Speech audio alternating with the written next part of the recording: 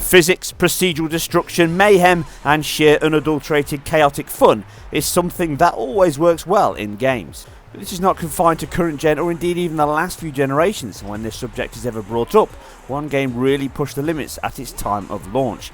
Destruction Derby was a game that made nearly as much of a crash, bang and wallop as the PS1 machine it launched with. Published by Sony-owned Psygnosis at the time, and even though some may class as a Sony game, it was made by the UK Reflections team led by Martin Edmondson and shipped over 4 platforms and 2 generations.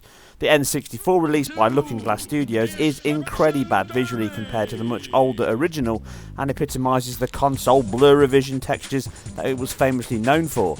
It's really not the same game at all, a common trait of the CD to cartridge ports of the time. Leaving that version behind for now and continuing my retro perspective series, we now head into some retro head-to-head action in a 2-way split. At a time where Oasis were enjoying success with Wonderwall, Pierce Brosnan returned Bond to our screens in GoldenEye, a future classic on the N64. But here Sega Saturn and Sony PlayStation 1 square off in a retro rumble. Let battle commence. Let's get ready to rumble!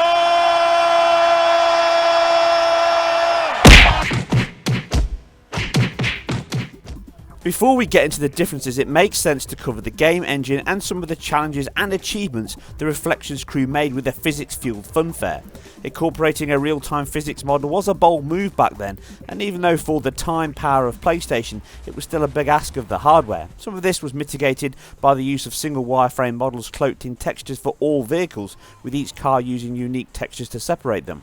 With a damage model running based on direction and speed of impact, cars could degrade in control, speed and power throughout play, with on-screen icons showing the damage to each area as you headed for the blown radiator that always spelled the end of your race. The team had to spend time balancing the physics engine, with the original version being far too accurate and completely unplayable. Remember, this was used with a D-pad control, so finesse on control was not an option. They tweaked this down to make a believable and realistic physics engine, but worked well in gameplay.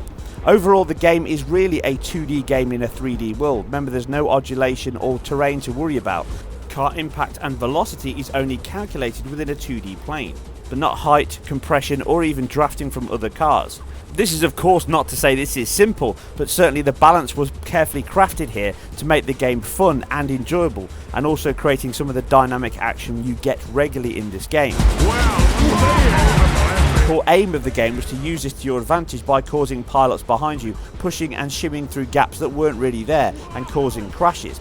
Now this could be thrashed out across 6 tracks, covering straight ovals, figures of 8, twisty seaside locations, but many jumped into the large, bold derby races the game stole its title from, where going round in circles is replaced with, well, smashing cars into spins really. This allowed a multiplayer race, championship or practice on both, with the PS1 supporting link play of consoles as well. The later sequel allowed repair in pits, but this was big boy hardcore mode only, go hard or go home. It also had some other pedigree, with 20 cars on screen at once, very rare at the time and long after. Now, being a launch game outside of Japan at least, as this was still the day when consoles could launch a year or more before a Western release, and created a huge import scene of the time. A video for another time perhaps. It was a real head-turning title for the PS1, showing off the ability of 3D games to ramp up action and visuals, but it was a game that targeted more function than form with success.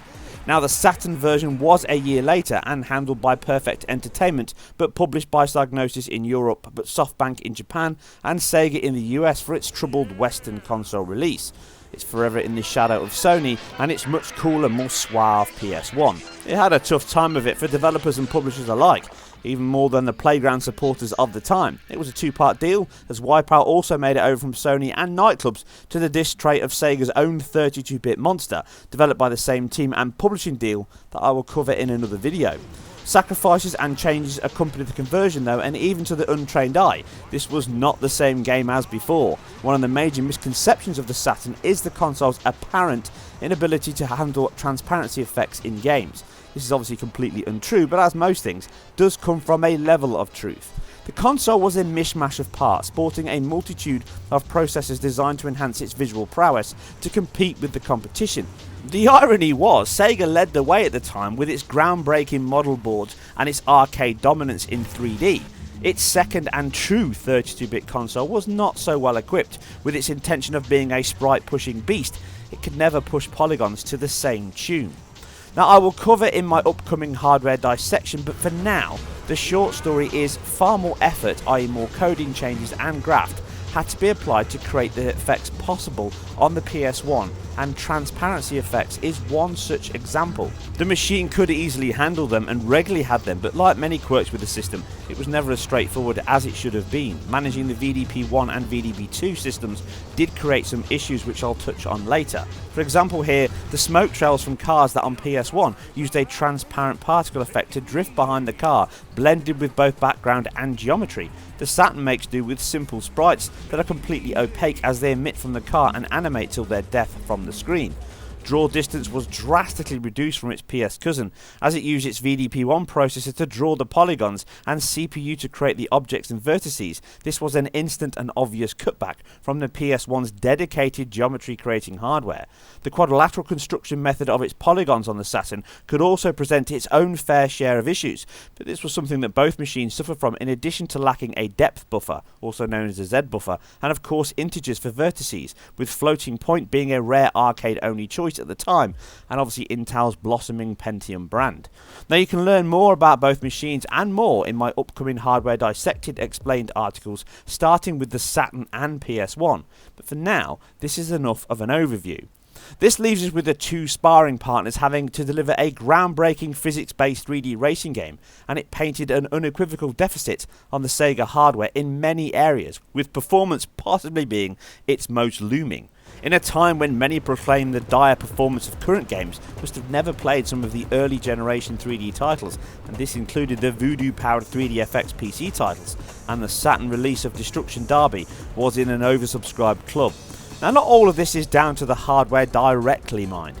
At its best, it can run at the same rate as its rival, but it is frequently around 8 to 9 FPS slower than this, with the performance ratio being very variable.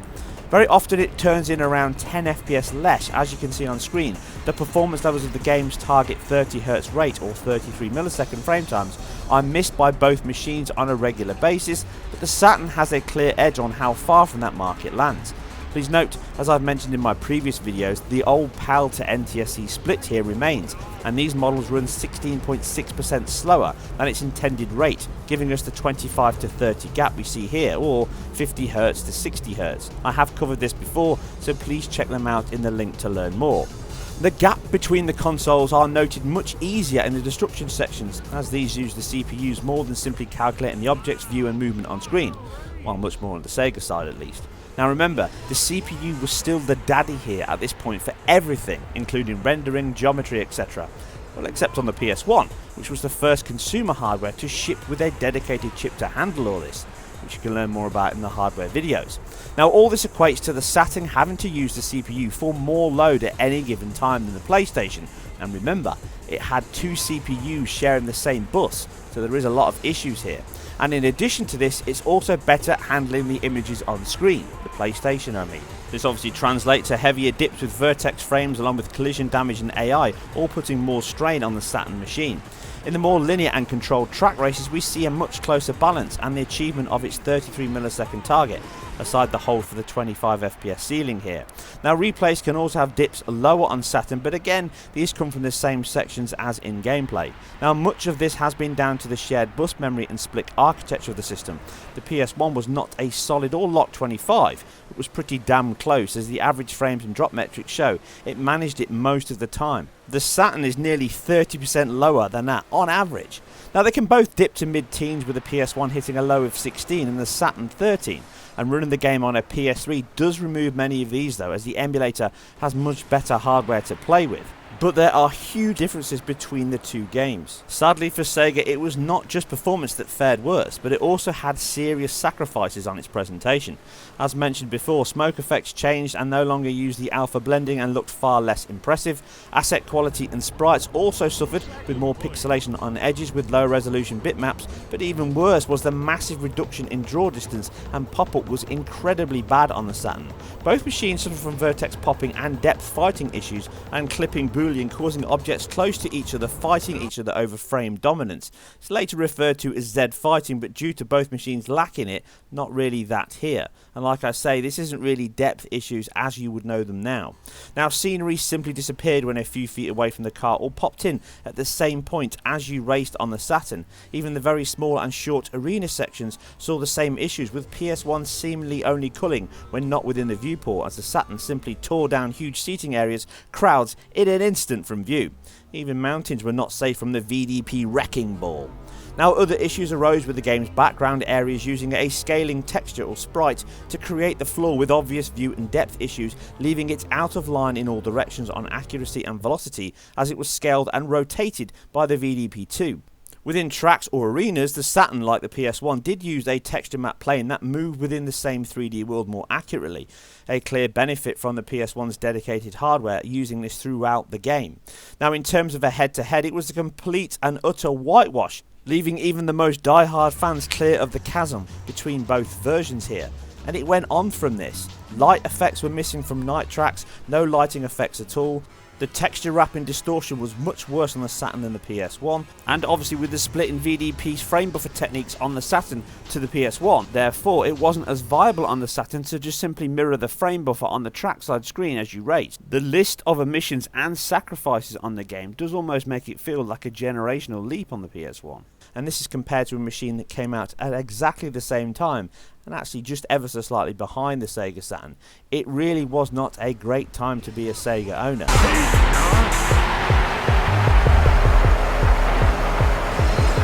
Like I say, some of this was down to the ported nature of the game, the team's use of the hardware and the sheer complexity of it, and apparent lack of good information at the time to maximise it. Now, sound was a Saturn strong point, but CD speed and memory was not. Loading between cars or difficulty was instant on the PS1 with no delay at all. Not so on the Saturn, as it hangs around for seconds and loads the new model and scripted animations. It did have some minor improvements though. Seamless intro screen into the title with sound effects and scaling sprite to the background, one of the strengths of the Sega Saturn. But the game does slow down on both machines, and this is a common occurrence of older games. As the actual simulation slows down, it makes the drops easy to feel. The game rendering was a very serial process back then, but only the Saturn has this happen throughout the game, and even the menu screen has a hefty price to play.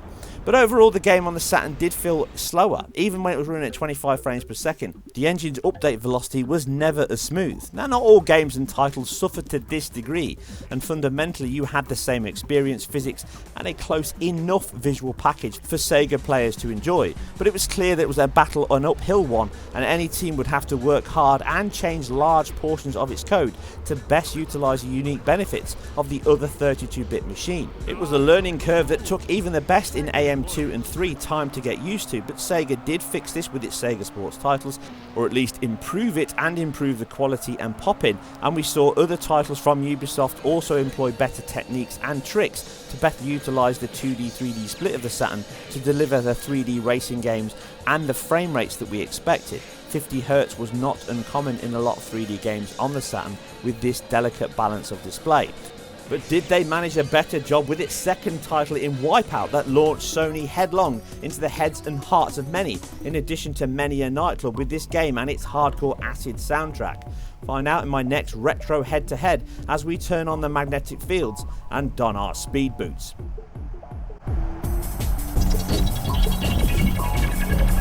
But this is not a one-way ticket. You can also make your opinion felt and dictate just what we will deep dive into using my retro roulette, as multiple choices are offered up and you can choose by clicking the link on screen or commenting below with A, B or C, with the most votes deciding the winner to be announced in the very next video.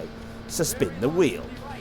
Now, as always, I hope you guys and girls enjoyed this. I'm still working on tweaking this format, and hopefully you'll give me feedback. As you've seen from my previous ones last year, I have changed it ever so slightly, and I will be covering the least known games along with ones that you guys request, so please leave your feedback below. If you do enjoy this or anything else that I've put together, then support the channel by subscribing and liking, and of course sharing where appropriate. Leave all your thoughts and feedback below, and we'll keep rolling with the retro.